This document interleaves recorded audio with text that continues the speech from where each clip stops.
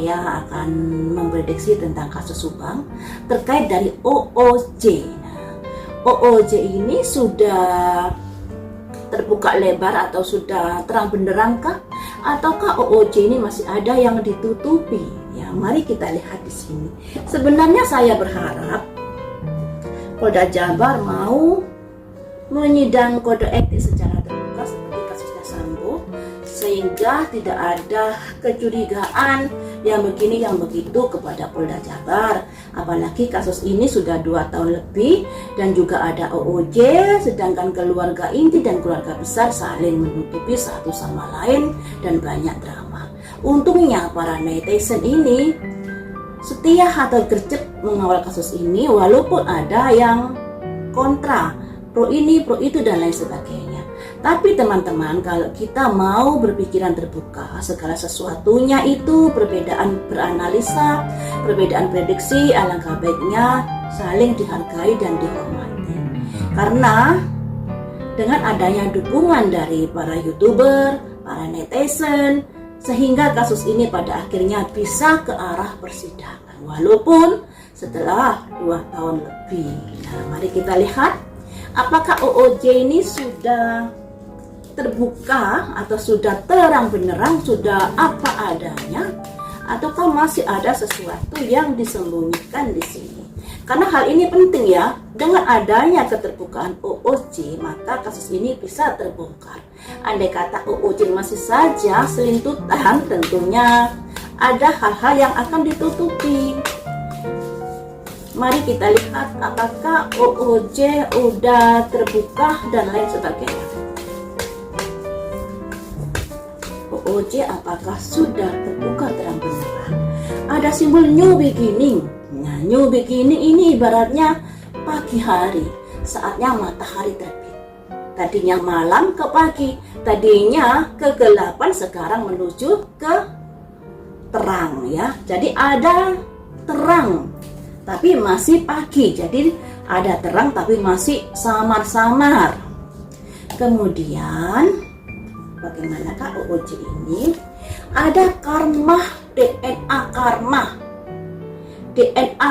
Jadi memang OOJ ini ada kaitannya juga dengan peristiwa pengaburan dari pembunuhan Ibu Tuti dan Amel. Dan bagaimanapun juga para OOJ ini nanti akan menerima karmanya.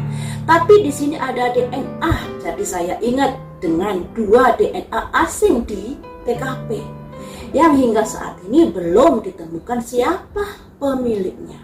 Padahal sudah ada yang mengakui bahwa dia di malam itu ada di TKP, yaitu Danu. Tapi mengapa masih saja belum diketahui DNA itu milik siapa? Demikian juga siapa yang nyopir mobil Alphard di sini masih tanda tanya besar. Karena menurut versi Danu yang nyopir itu adalah Pak Yosef. Tapi dari saksi yang melihat mobil Alphard itu adalah supir angkot dan penumpang angkot menyatakan bahwa yang nyopir itu adalah seorang pemuda, juga nggak pakai topi, malah kelihatan rambutnya, pakai baju kotak-kotak. Sedangkan Pak Yosef yang disangkakan Danu, yang dituduh Danu sudah nyupirin mobil Alphard itu adalah kepalanya pelontos, pakai topi merah. Tuh yang membuat kita tanda tanya di sini. Udah ada tersangka Danu yang mengakui keterlibatan, tapi masih saja kasus ini masih abu-abu juga ternyata ya. Selanjutnya ada simbol activation wind. Nah, ini yang harus dihati-hati teman-teman. Ada angin yang mengaktifkan sesuatu. Sekalipun OOJ ini sudah diselidiki, tapi ada pihak-pihak di belakang layar ini yang ingin meniupkan sesuatu. Meniupkan sesuatu itu bisa jadi meniupkan berita-berita yang begini yang begitu, atau bisa jadi menunjukkan kekuatannya untuk mempengaruhi dari para OOJ ini, atau memberikan yang bisa menyerongkan lagi dari kasus ini. Ada upaya-upaya untuk itu. Kalau begitu berarti dalangnya belum ketangkap dong. Karena di sini masih ada yang mengaktifkan sesuatu. Ya, dalangnya belum ketangkap kalau menurut prediksi di kartu ini. Karena sekalipun dari Pak Yosep, Ibu Mimin, Ariki Abi, dan Danu sebagai tersangka, ternyata masih ada orang yang meniupkan sesuatu menunjukkan inilah kekuatan saya. Masih ada seperti itu. Kemudian OOJ ada simbol rabbit ya. Rabbit ini simbol kelahiran kembali. Dalam kepercayaan di tarot ini mempercayai adanya reinkarnasi. Jadi sebelum ada kelahiran kembali itu pasti ada peristiwa kematian. Nah, semuanya ini terkait dengan kematian Ibu Tuti dan Amel. Selanjutnya ada sinergi, ada hubungannya.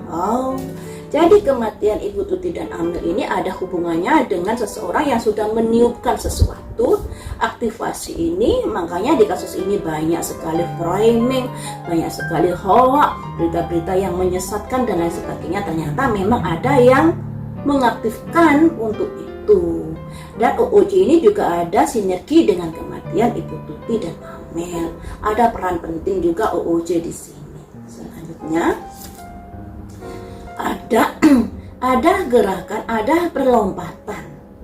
Yang artinya ketika OOJ ini didalami, karena memang OOJ ini ada keterkaitan di sini, akan ada perubahan atau kemajuan pesat di dalam pengungkapan kasus ini. Tapi sayangnya di sini dalangnya masih di luaran sana. Ada simbol seseorang yang mengaktifkan sesuatu. Jadi ya pihak kepolisian juga harus gigih untuk bisa mengungkap semuanya di kasus ini. Karena kalau menurut prediksi saya, kasus ini ada kaitannya dengan yayasan. Satu paket dengan yayasan, tidak berdiri sendiri. Ada sesuatu yang terkait dengan yayasan, terkait masalah uang. Kalau kita kembali flashback ke belakang terkait prediksi saya yang dulu-dulu ya. Perlompatan seperti apakah ini yang dimaksud?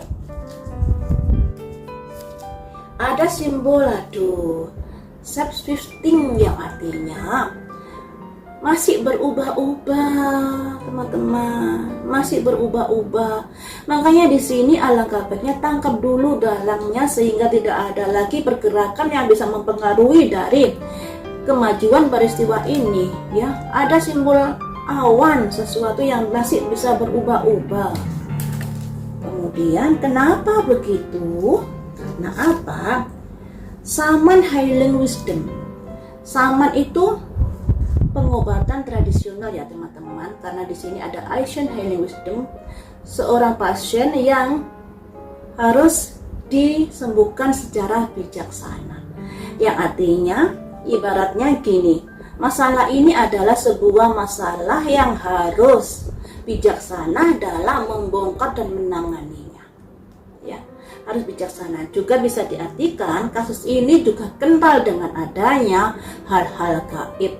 Saman ini ada kaitannya dengan ilmu supranatural soalnya ya. Makanya di sini kasus ini juga ada energi-energi gelap yang mempengaruhi atau yang menggambar adanya kasus ini agar tidak terbongkar, agar kasus ini bisa terombang-ambing seperti dulu kala. Selanjutnya satu kartu lagi, ada Sanctuary. Ada seseorang yang meminta perlindungan. Ada seseorang yang meminta perlindungan. Ini apakah Danu kah yang sudah dilindungi LPSK? Bisa jadi seperti itu. Kita lanjut saja ya. Seseorang yang minta perlindungan ini, adakah info-info yang diberikan yang begitu penting di dalam kasus ini? Harusnya ada loh ya, karena dia sudah dilindungi LPSK, harus ada kejujuran dalam pembongkaran kasus ini. Adakah info-info penting yang sudah diberikan?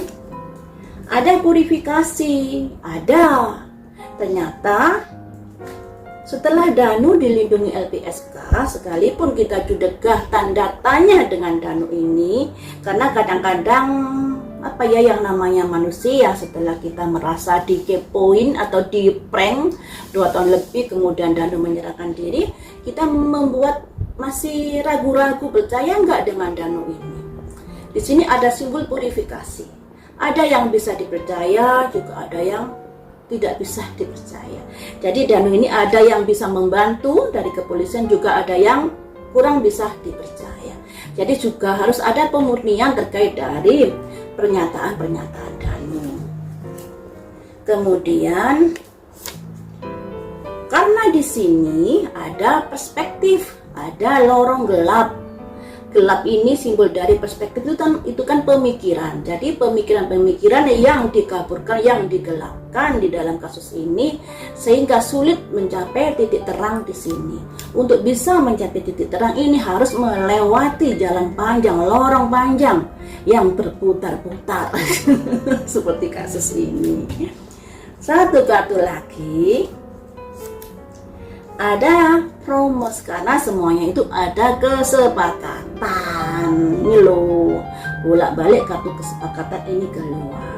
Jadi teman-teman, dari kartu-kartu ini, ke-12 kartu ini, OOJ memang ada kaitannya dengan peristiwa malam itu, di mana OOJ ini konon kabarnya sudah mengaburkan alat bukti yang ada, juga melakukan pembersihan dan lain sebagainya. Nah, ketika OOJ ditangkap, ternyata masih saja kasus ini masih mudah berubah, masih belum kuat ya, dikarenakan masih ada dalang yang di luaran sana yang selalu ingin berupaya menggembuskan hal-hal baru, menggembuskan yang bertujuan untuk mengaburkan kasus ini agar tidak terungkap. Ya, makanya alangkah baiknya kasus ini, siapa sih yang di belakang mereka ini? Kok masih bisa menggembuskan hal-hal semacam ini? Kalau menurut prediksi saya adalah orang besar yang di belakang mereka ini. Makanya saya percaya kalau kasus ini ada kaitannya dengan yayasan, satu paket dengan yayasan. Nah, ketika kasus ini terbongkar, kematian Ibu Tuti terbongkar dan bisa ditarik benang merah, nanti larinya ke yayasan juga. Makanya di sini alangkah baiknya yayasan juga perlu didalami, karena di sini menjadi satu kesatuan dengan sebab akibat dari peristiwa kematian Ibu Tuti dan Amer. Bukan karena uang 30 juta kalau menurut prediksi saya, terlalu kecil itu. Nah, di sini dari pengakuan Danu juga begitu. Ada yang bisa membantu kepolisian, tapi juga ada yang masih ditutupi Danu untuk menggelapkan kasus ini. Jadi teman-teman, Danu masih ada yang nggak jujur karena di sini Danu ada janji dengan seseorang ternyata. Ada janji dengan seseorang. Jadi alangkah baiknya kasus ini dalangnya ditangkap juga. Saya rasa pihak polisi lebih pandai daripada YouTuber ya dalam menyelidiki kasus ini, dan kasus ini akan lebih terbuka ketika OOJ sudah sangat-sangat didalami, dia disuruh siapa dan lain sebagainya.